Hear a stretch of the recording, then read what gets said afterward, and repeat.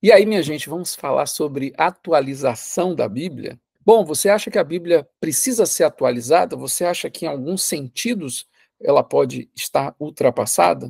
Você veja que tem, de um lado, gente muito literalista, acha que as coisas devem ser levadas muito a ferro e fogo, e, por exemplo, defendem não podemos ter ministério feminino e coisas da natureza. De outro lado, você tem a turma bem liberal, que acredita que a imensa maioria das coisas são escritas somente para um determinado contexto de época. Então, vamos tomar como exemplo o livro de Romanos, né? Então, Paulo escreve aos Romanos para uma sociedade extremamente avançada no sentido moral, permitia uma série de coisas que até hoje nós não permitimos. Vou dar um exemplo para você. Um casal, um homem e uma mulher, em uma casa, é recebido por outro casal, e digamos que a mulher de um se interessa pelo marido da outra. Imediatamente eles pediram divórcio, sairiam dali talvez já casados. Era muito comum essas coisas acontecerem. E a sociedade tinha essa liberalidade. Então veja, é algo que não é comum na nossa sociedade. E lá em Roma, obviamente, tanto isso, quanto a questão da uma afetividade,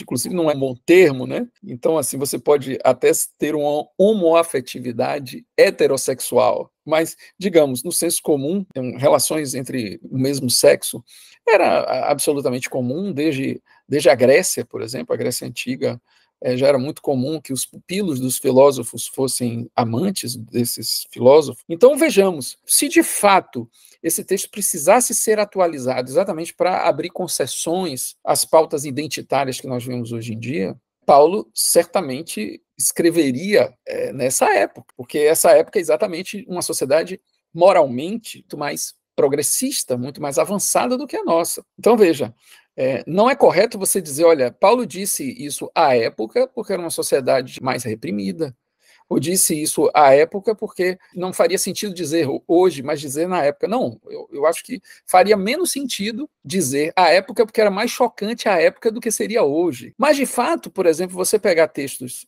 antigos, como, por exemplo, ler nas leis de Moisés, que uma mulher tendo sido estuprada por uma pessoa, essa pessoa que a estuprou seria obrigada a casar com ela. Coisa estranha, quer dizer, não é considerado a aspiração daquela mulher. Ela, além de violentada, ela seria obrigada a casar com o cara, a depender do desejo dele.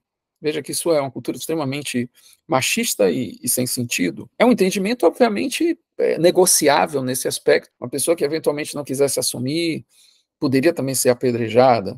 Então, assim, você tem um senso de justiça, você tem uma pena de morte, você tem todas essas questões que, obviamente, tem a ver com a circunstância legal da época. Esse tipo de contextualização é absolutamente necessária pelo seguinte motivo, porque aí não está exposto um princípio. Apesar de ser uma lei, é uma lei que diz respeito muito mais a um aspecto de causa e consequência do que necessariamente um princípio divino, uma lei que a gente chama em teologia de apodítica. Você tem uma lei que tem causa e consequência, e você tem uma lei principiológica, que tem a ver com o caráter divino. Então, quando Deus, por exemplo, institui que ele não aceita a idolatria, ele continua não aceitando a idolatria. Ele nunca vai aceitar a idolatria. Mas se há uma circunstância, por exemplo, como higiene, se enterra as fezes no deserto à época para que não haja, por exemplo, surto de cólera, ou as pessoas, os leprosos, teriam que se afastar para que não houvesse um problema com toda a comunidade ser contaminada, ou eventualmente também um problema relacionado à comida que tem vermes, como carne de porco, tudo isso era para a preservação da vida, mas em determinados contextos isso é perfeitamente negociável. Então, se a gente assa bem a carne de porco, a gente pode comer. Se a gente tem um serviço de esgoto nas nossas casas, a gente não precisa enterrar as fezes. E tudo isso é absolutamente atualizável, porque o sentido, né, era de trazer alguma ordem social de higiene que foram, ao longo do tempo, sendo absolutamente aperfeiçoadas e repensadas em momentos.